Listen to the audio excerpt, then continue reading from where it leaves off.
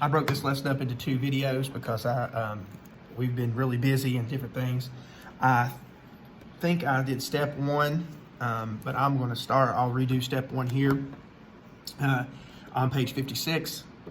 Know the difference between a dysfunctional relationship and a healthful relationship. Dysfunctional relationship is a relationship that does not promote mutual respect and responsible behavior. Healthful relationship is a relationship that promotes mutual respect and responsible behavior. Step 2, recognize causes of dysfunction in family relationships. Drug dependence. Drug dependence is a compelling need to take drugs even when it harms the body, mind, and relationships. Drug dependence is also called a chemical dependence. Other addictions. An addiction is a compelling need to continue a behavior even if it's harmful. People with shopping, television, relationship, or gambling addictions can ruin family relationships. Perfectionism is a compelling need to be accurate. Workaholism is a compelling need to work. Addictions can ruin the family relationships. Abuse. Abuse is harmful treatment of another person. There are 4 kinds of abuse. Physical abuse is harmful treatment that results in physical injury to the victim. Emotional abuse is putting down another person and might make the person feel worthless. Neglect is failure to provide proper care and guidance. Sexual abuse is a contact that is forced on a person. Violence. Violence is the use of physical force to injure, damage, or destroy oneself, others, or property. Domestic violence is a violence that occurs within a family. Domestic violence can include physical abuse and sexual abuse. Abandonment. Abandonment is removing oneself from those who care is one's responsibility. Parents or guardians who abandon their children are not available for them. Their absence is painful to the other family members. Page 57. Recognize the warning signs of codependence. It's painful for the entire family when a family member abuses drugs and has other addictions, is violent or abusive, or totally unavailable. Teens in these kinds of situations might respond by denying their feelings about what's happening, covering up what's happening, becoming responsible in hopes things will change, copying the disrespectful and irresponsible behavior, becoming a people pleaser, feeling alone and afraid, trying to control the other person, withdrawing from other people, trying to fix other people's problems, fearing the abandonment in relationships. These are characteristics of codependence. Codependence is a mental disorder in which a person denies feelings and copes in harmful ways. Step 4.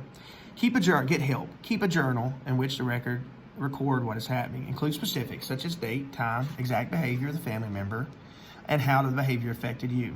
Talk to a responsible adult and family member. Select another adult if there's no adult in the family with whom you can speak about the situation. Be honest about what's happening and how you feel about it. Be aware of the recovery programs that are available. A recovery program is a group that supports members as they change in behavior to become responsible. There's a recovery program for family members who have an addiction or who are abusive or violent. Gamblers Anonymous and Alcoholics Anonymous are examples. There's a recovery program for friends and family and the people who have addictions. Al-Anon and Alateen are examples. Page 57. Moving on to page 58. How can I adjust to family changes?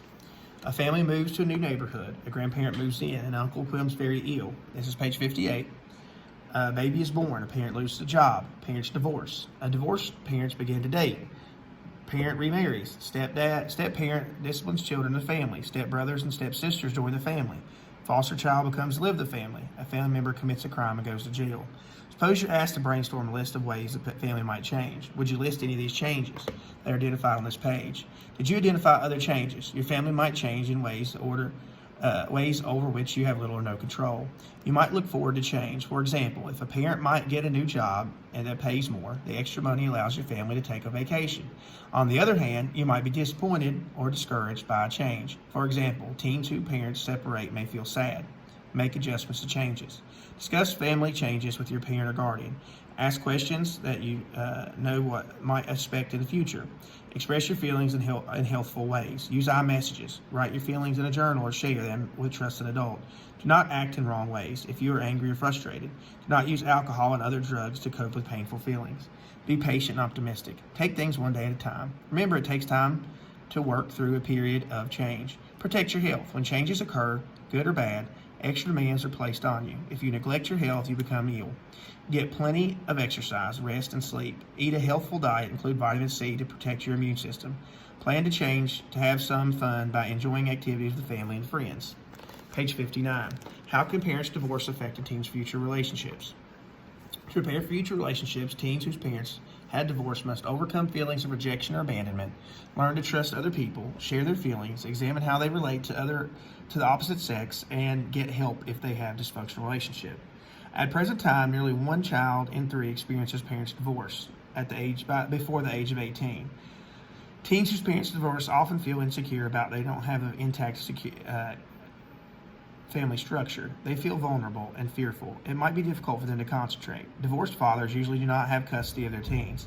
Many divorced fathers have little or no contact with their teen. The lack of continuous relationship takes a toll. 1/3 of teens whose parents divorced experience a decline in their grades. Teens whose parents divorced have higher rates of depression, inappropriate sexual behavior, and drug abuse.